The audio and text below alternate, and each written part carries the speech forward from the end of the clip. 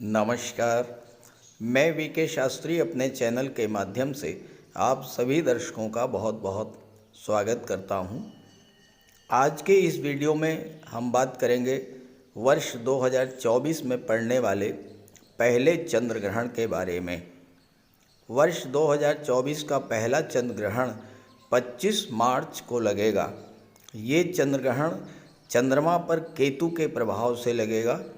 25 मार्च को कन्या राशि में चंद्रमा और केतु की युति बनेगी और चंद्र ग्रहण लगेगा।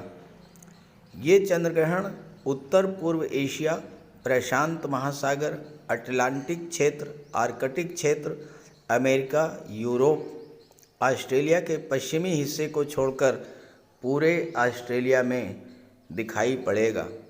हालांकि भारत में ये चंद्र ग्रहण सहज दृश्य नहीं होगा, क्योंकि चंद्र ग्रहण रात में लगता है और भारत में भारतीय समय के अनुसार सुबह 10:23 पर ग्रहण की शुरुआत होगी और दोपहर 3:13 तक प्रभावी रहेगा। इसका पीक टाइम भारतीय समय अनुसार 12:45 बाद दोपहर तक रहेगा। इस चंद्र ग्रहण का अमेरिका, फ्रांस और रूस पर बहुत बड़ा प्रभाव पड़ेगा। चंद्र ग्रहण का प्रभाव चंद्र ग्रहण से 1 महीना बाद तक भी रहता है और किसी भी जगह पर ये चंद्र ग्रहण दिखे या ना दिखे, आपकी राशि पर इसका प्रभाव तो पड़ता ही पड़ता है और देश दुनिया के घटनाक्रम पर भी इसका प्रभाव होता है। तो इस वीडियो में पहले बात करेंगे सूतक काल, चंद्र ग्रहण के समय रखे जाने वाले सावधानियों, गर्भवती माताओं के लिए विशेष सावधानी। फिर बात करेंगे धनु राशि पर इस चंद्र ग्रहण के पड़ने वाले प्रभाव के बारे में। साथ ही साथ ये भी बताएंगे कि आपको अपनी राशि के अनुसार क्या उपाय करना होगा। जहाँ तक सूतक काल की बात है, जिन स्थानों पर ये चंद्र ग्रहण दिखाई पड़ेगा वहाँ पर सूतक काल मान्य होगा। भारतीय समय के अनुसार सूतक काल प्रातः 1:23 से शुरू हो जाएगा। ग्रहण से 9 घंटे पहले सूतक काल मान्य होता है। चंद्र ग्रहण का बहुत अधिक ज्योतिषीय महत्व है। चंद्रमा हमारा मन है और हमारे मन पर चंद्रमा का नियंत्रण होता है। चंद्रमा मन, मस्तिष्क, सोच, विचारधारा, संवेदना और कल्पना शक्ति का कारक है। मन के हारे हार है, मन के जीते जीत। और यही चंद्रमा जब पीड़ित होता है तो हमारा मन, मस्तिष्क और हमारी सोच भी प्रभावित होती है। तो चंद्र ग्रहण के दौरान और सूतक काल के दौरान पहली बात आपको ये ध्यान में रखना है कि कोई भी शुभ कार्य नहीं करना है। दूसरी बात, सूतक के दौरान सोना नहीं है, जागते रहना है। मंत्रों का जाप करें, भगवान भोले शंकर के मंत्रों का जाप, ओम नमः शिवाय या महामृत्युंजय मंत्र का जाप करें। भोजन नहीं बनाना है और अगर बनाएं तो तुलसी पत्र डाल करके रखें। ग्रहण समाप्त होने के बाद स्नान करें। घर और पूजा स्थल पर गंगा जल का छिड़काव करके घर को शुद्ध करें। सूतक काल में घर में अगर मंदिर है तो उसके कपाट बंद कर दें, नहीं है तो देवी देवताओं की मूर्ति का स्पर्श ना करें। ग्रहण के दौरान नकारात्मक विचारों को मन में आने ना दें और ग्रहण के दौरान अपने पास तुलसी के पत्ते रखें। घर के बाहर नहीं निकलना है। किसी जरूरी काम के लिए अगर घर के बाहर निकलना ही पड़े तो तुलसी के पत्ते अपनी जेब में रख करके निकलें। ग्रहण के पश्चात स्नान करके भोजन करें और जहाँ तक गर्भवती माताओं की बात है, तो गर्भवती माताओं को शिशु के लिए भोजन तो करना होगा, तो तुलसी का पत्ता भोजन में पहले से ही डाल करके रखें, तब उस भोजन को ग्रहण कर सकती हैं। ध्यान रखें कि सूतक काल लगने से पहले ही तुलसी का पत्ता आपको तोड़ करके रख लेना है और भगवान शिव के मंत्रों का जाप करते रहना है। इससे गर्भस्थ शिशु पर कोई दुष्प्रभाव नहीं पड़ेगा। कोई भी तेज धार या नुकीली वस्तुएं अपने पास ना तो रखें और ना ही कोई प्रयोग करें। जैसे कैंची है, चाकू है, सुई है, आलपीन है, इन चीज़ों के प्रयोग से बचें और बाल या नाखून नहीं काटना है। घर के बाहर ना निकलें। ग्रहण के दौरान ग्रहण को देखने से बचें। कोशिश ये करें कि ग्रहण के दौरान भोजन ना पकाएं और ना ही भोजन ग्रहण करें, लेकिन अगर करना ही पड़े तो तुलसी पत्र का प्रयोग करके करें। और विशेष अवस्था में अगर घर के बाहर जाना पड़े तो तुलसी का पत्ता साथ में रखें। घर में मंदिर हो तो उसके कपाट को बंद कर दें। ग्रहण के समाप्त होने के बाद स्नान करें और भोजन ग्रहण करें। स्नान करने के बाद ज्योतिष शास्त्र में दान का बहुत महत्व बताया गया है। इस अवसर पर तो आप धन धान्य, चावल, चीनी, सफ़ेद मिठाई, सफ़ेद वस्त्र, इन सब चीज़ों का दान करें। शिव मंदिर में जाकर के सफ़ेद पुष्प अर्पित करें और संतान की सुरक्षा के लिए दूध, खिलौने, वस्त्र, ये सब आप दान कर सकते हैं। और ये सब दान करने के बाद फिर भोजन ग्रहण करें। तो ये तो रहा चंद्र ग्रहण पर उपाय और गर्भवती माताओं के लिए विशेष उपाय। अब बात कर लेते हैं इस चंद्र ग्रहण का किन किन राशियों पर विशेष प्रभाव पड़ेगा। तो ये है धनु राशि के जातकों की कुंडली। आपके लग्न के स्वामी हैं देवगुरु बृहस्पति, जो कुंडली के पंचम भाव में गोचर कर रहे हैं। चंद्र ग्रहण के समय शुक्र और राहु कुंडली के चौथे भाव में गोचर करेंगे और चंद्रमा और केतु दशम भाव में गोचर कर रहे हैं। चंद्र ग्रहण के समय चंद्रमा और केतु का गोचर दशम भाव में है, इसलिए अपने कैरियर को लेकर के, व्यापार व्यवसाय को लेकर के 25 मार्च को विशेष सावधानी बरतिएगा। जल्दबाजी में कोई फैसला मत लीजिएगा। बेहतर ये होगा कि 25 मार्च को किसी तरह का कोई डिसीजन आप लें ही नहीं। बिल्कुल शांत रह कर के घर में रहिएगा और भगवान भोले शंकर की आराधना करते रहिएगा।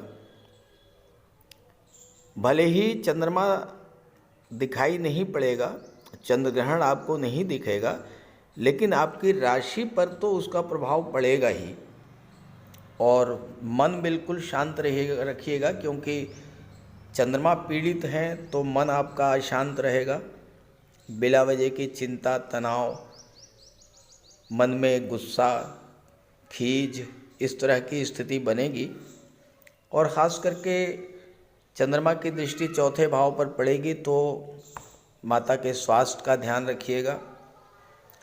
प्रॉपर्टी को लेकर के कोई सौदा, कोई डील मत कीजिएगा। और परिवार में भी सुख शांति बना करके रखिएगा, सौहार्द बना करके रखिएगा, वाणी पर नियंत्रण रखिएगा। जैसे ही चंद्र ग्रहण बीतेगा 26 मार्च को प्रातः चंद्रमा आपकी कुंडली के लाभ के भाव में आ जाएंगे।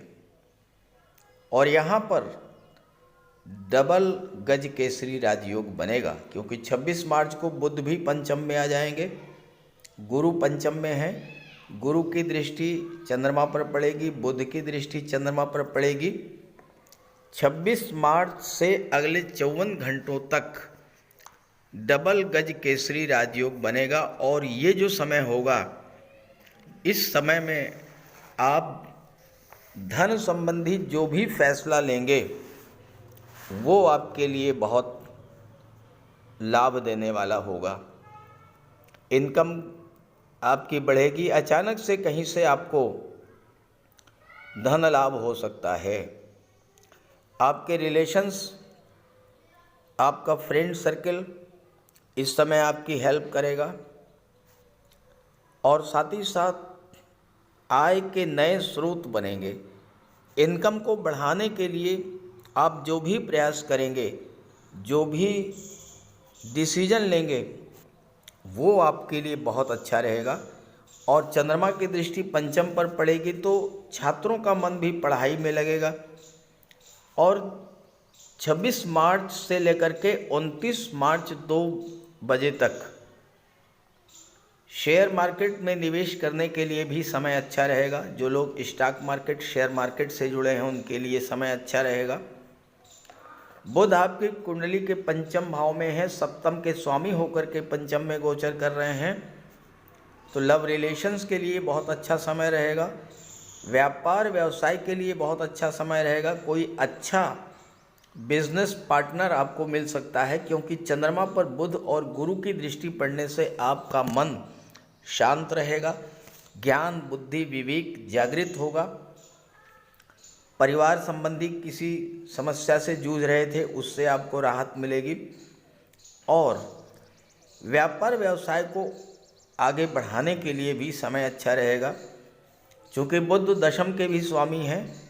कैरियर संबंधी जो आप फैसला लेंगे वो भी आपके पक्ष में जाएगा, उससे लाभ मिलेगा आपको। और इसके बाद चंद्रमा का गोचर लगातार शुभ भाव में ही होता रहेगा, अच्छे भाव में। 29 मार्च को चंद्रमा आपकी कुंडली के 12वें भाव में चले जाएंगे, वृश्चिक राशि में। और जब 12वें भाव में जाएंगे तो आपके विदेश जाने के सपने पूरे होंगे, क्योंकि इस समय राहु की दृष्टि भी 12वें भाव पर पड़ रही है। और चंद्रमा आपका मन है, मन आपका 12वें भाव में होगा, तो आपकी विदेश जाने की इच्छा, विदेश संबंधी कार्य, विदेशी व्यापार, इन सब से आपके लिए लाभ मिलेगा। इसके बाद 31 मार्च को रात्रि 10:56 पर चंद्रमा आपके लग्न भाव में आ जाएंगे। डेट बहुत महत्वपूर्ण है। 31 मार्च को 10:56 पर चंद्रमा आपके लग्न में आएंगे, गुरु की नवम दृष्टि पड़ेगी और एक बार फिर से गज केसरी राजयोग बनेगा। और आपकी कुंडली में चंद्रमा 26 मार्च को गज केसरी राजयोग बनाएंगे, फिर 31 मार्च को गज केसरी राजयोग बनाएंगे। इस समय आपका मन शांत रहेगा, आपके मन में नया उत्साह होगा। आप कैरियर को लेकर के, प्रोफेशन को लेकर के, परिवार को लेकर के, शादी ब्याह रिश्तों को लेकर के, धन को लेकर के, धन के संचय को लेकर के, इनकम को बढ़ाने के लिए जो भी डिसीजन लेंगे वो डिसीजन आपका बहुत सही डिसीजन होगा और आपको उससे बहुत बड़ा लाभ भी मिलेगा। इसके बाद 2 अप्रैल को चंद्रमा आपकी कुंडली में धन के भाव में चले जाएंगे प्रातः 4:37 पर, और ये समय धन के संचय का भी होगा। चंद्रमा की दृष्टि अष्टम पर पड़ेगी, तो कोई डूबा हुआ पैसा भी आपको इस समय मिल सकता है। परिवार में कोई धार्मिक या मांगलिक आयोजन भी हो सकता है, परिवार का आपको सहयोग मिलेगा। परिवार के सहयोग से आप व्यापार व्यवसाय को बढ़ाएंगे। और 5 अप्रैल को प्रातः 7 बजे चंद्रमा आपके तीसरे भाव में गोचर करेंगे और चंद्रमा की दृष्टि भाग्य के भाव पर पड़ेगी। इस दिन आप जो भी कार्य करेंगे उस कार्य में आपको सफलता मिलेगी, क्योंकि भाग्य साथ देगा। छोटी मोटी यात्राएं कर सकते हैं, धार्मिक यात्रा पर जा सकते हैं और उससे भी आपको लाभ मिलेगा। और इसके बाद 7 अप्रैल को चंद्रमा मीन राशि में आ जाएंगे, कुंडली के चौथे भाव में शुक्र के साथ।